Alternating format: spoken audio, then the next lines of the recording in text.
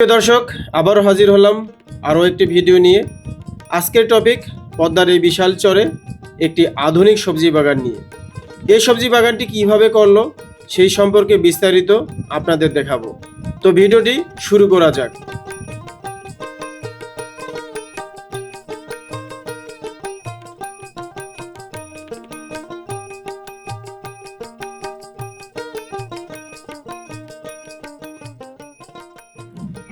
মুন্সিগঞ্জ থেকে আগত ভদ্রলোক এখানে ২,০০০ টাকা লিজে ৪ বিঘা জমি নেন। প্রথম দিকে তিনি এখানে একটি দেশি মুরগির খামার দেন, কিন্তু আবহাওয়া অনুকূলে না থাকায় তার এই প্রজেক্টটি নষ্ট হয়। এতে তার কিছু অর্থ নষ্ট হয়। হতাশায় বিহ্বল লোকটি পরবর্তীতে চিন্তা করলেন তিনি এখানে হাঁস বা মুরগি পালন করবেন না। জমির কোয়ালিটি ও আবহাওয়া দেখে বুঝতে পারলেন এখানে কলা ও সবজি চাষ করলে সফল হওয়া সম্ভব।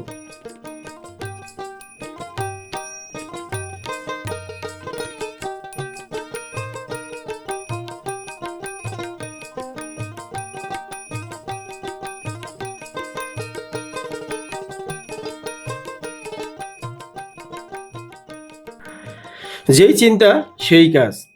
তিনি লেগে গেলেন তার লিজে নেওয়া ৪ বিঘা জমিতে সবজি চাষ করার জন্য। প্রথমে নেট দিয়ে জমিটিকে ঘিরে ফেললেন। তারপর তিনি আধুনিক চাষাবাদের মাধ্যমে সবজির চারা লাগালেন।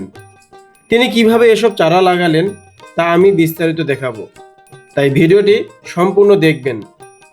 আর এই জায়গাটির অবস্থান নন্দলালপুরের শেষ প্রান্তে ও আকন গ্রামের শুরুতে।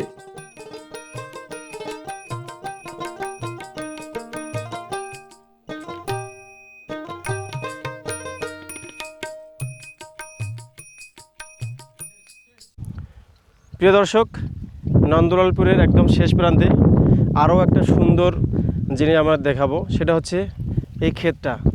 আসুন দেখি এই ক্ষেতটা কিসের। এই যে এখানে লাগানো হয়েছে আপনার এই যে ঝিঙ্গা, এই যে ঝিঙ্গাগুলো দেখতে পাচ্ছেন, এগুলো আরও আছে।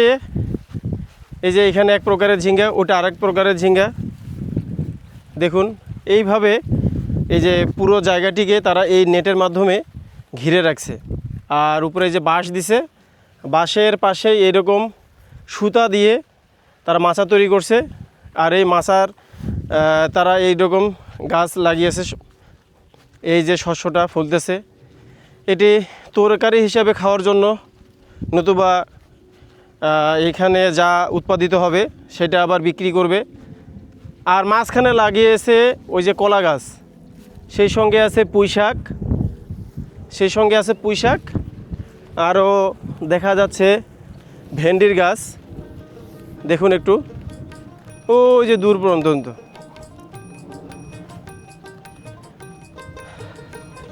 অবশ্যই এটা প্রশংসনীয় উদ্যোগ। আর এখানে আছে ভেন্ডির গাছ, দেখুন ওই যে ঢেঁড়স আমরা বলি, ঢেঁড়স ভেন্ডি যেটা একই। দর্শক চলুন এবার ভিতরে যাই, ভিতরে গিয়ে দেখি কিভাবে এই বাগানটি করছে। প্রিয় দর্শক, আমি এই প্রজেক্টের যে মালিক তার অনুমতি নিয়েই এই প্রজেক্টটা আপনাদের জন্য দেখাবো বলেই ভিতরে ঢুকলাম। আর এই প্রজেক্টে কি কি আছে সেটা দেখাবো। আসুন, এই যেমন এগুলো দেখতেছেন মরিচ গাছ। গোটা প্রজেক্টটাই এরকম নেট দিয়ে ঘেরা। তো মালিককে জিজ্ঞাসা করলাম যে এই জায়গাটা কতটুকু। তো উনি বললো ৪ বিঘা জমি। ৪ বিঘা জমির উপরে এরকম সম্পূর্ণ এলাকাটিকে ঘিরে রাখছে। এবং এর ফাঁকে ফাঁকে কী কী চাষাবাদ করছে আপনারা দেখুন। এই যেমন এটা শশা, এখানে শশা লাগিয়েছে। শশাটা এই যে গোড়াটা দেখুন, পলি ব্যাগের উপরে মাটি দিয়েই লাগানো, পলি ব্যাগের উপরে শশা করছে। আর যতই সামনে যাব তত আরও নতুন কিছু দেখব আশা করি। আসেন এবং আমার পাশে থাকেন, দেখাই। এই যে এখানে যেমন পুঁই শাকের গাছ, এটা শশা, পাশে পুঁই শাক, আরও কিছু আছে। আর উপরে এই যে মাচা তৈরি করছে, মাচাটা কিসের জন্য সেটা দেখি। সেটা হচ্ছে এই যে এটা হচ্ছে ওই যে ফলটা দেখুন, এই যে ফলটা দেখুন, এটা হচ্ছে এইটার গাছ, এই যে এইটা ফল উপরে মাচা দিয়েছে, আর পাশে শশার ক্ষেত। আর এই জায়গাটুকুতে আপনার কলার বাগান। আরও একটু সামনে যাই, চলুন। আসলে প্রচেষ্টা ছাড়া কোনো কিছু সম্ভব না। আমি এই বাগানের যে মালিক তাকে জিজ্ঞাসা করলাম, আপনি এ ধরনের উদ্যোগ আপনি কেমনে নিলেন, কোথা থেকে শিখলেন? তা উনি বলল যে আসলে এই ইউটিউবে দেখছি আর নিজেরও প্রচেষ্টা আছে, আমি এভাবেই কাজটা শুরু করছি। তো উনি এই নন্দলালপুরের মানুষ না, উনি হচ্ছে মুন্সিগঞ্জের, ওখান থেকে এখানে আসছে, আইসাই এই জমি কারো কাছে নিচে লিজ হিসাবে নেওয়ার পরে 4 বিঘা জমির উপরে এই প্রজেক্টটা করছে। এই যে দেখুন, এখানে কলা গাছের সঙ্গে পুঁইশাক লাগানো আছে। আর এই যে এখানকার কলা গাছগুলো অবশ্য বড় হয়ে গেছে। এবার যাব ওই পাশটাতে, চলুন এবার ওই পাশটাতে যাই।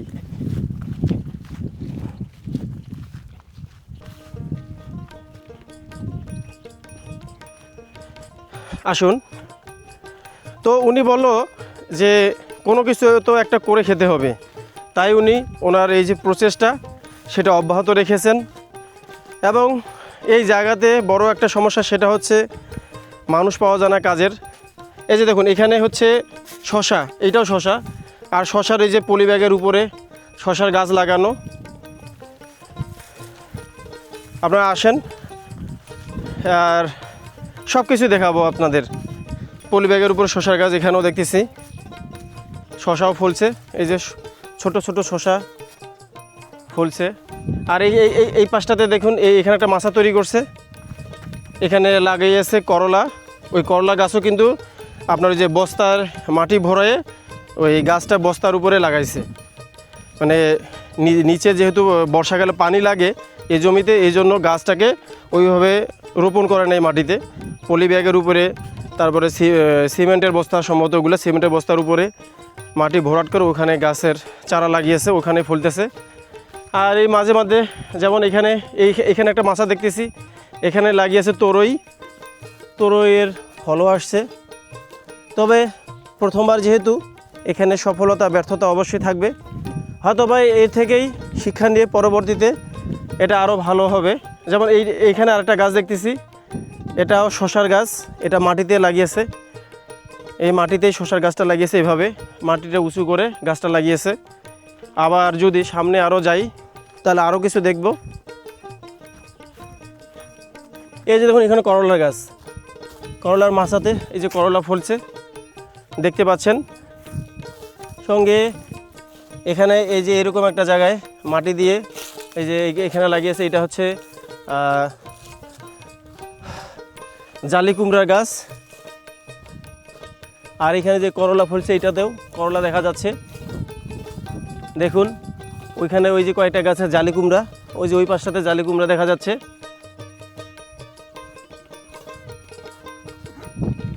যাই হোক, এই বর্তমান যে শস্যটা উঠবে সেটার দাম পাবে ইনশাল্লাহ।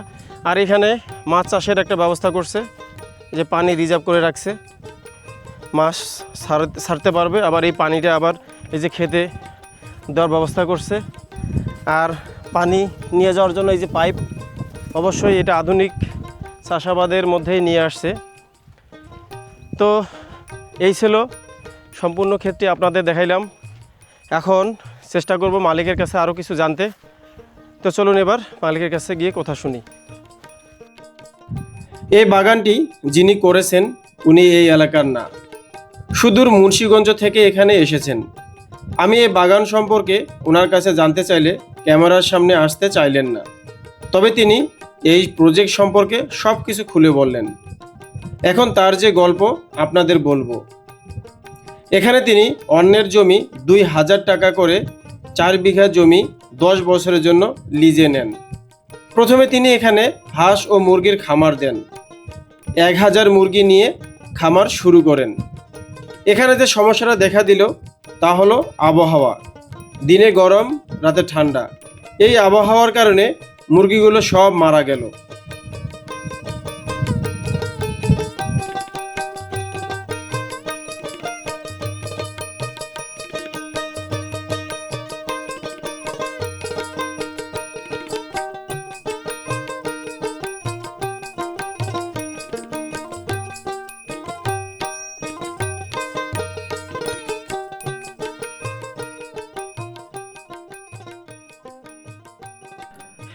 মুরগিগুলো মারা যাওয়ার পর তিনি বেশ চিন্তায় পড়লেন। এখন তিনি কি করবেন? অনেক ভাবনা চিন্তার পর তিনি দেখলেন এই জমিতে কলা ও সবজি এগুলো চাষাবাদ করলে সফল হওয়া যেতে পারে। তাই তিনি তার সবটুকু জমিতে কলা ও সবজি চাষাবাদ শুরু করলেন। এই হচ্ছে বাগান করার পিছনের গল্প। তো ঠিক আছে বন্ধুরা, ভিডিওটি ভালো লাগলে লাইক, শেয়ার, কমেন্ট করবেন। সেই সাথে আমার চ্যানেলটি সাবস্ক্রাইব করবেন। আপনাদের সুস্থতা কামনায় আমি বিদায় নিচ্ছি। আল্লাহ হাফেজ।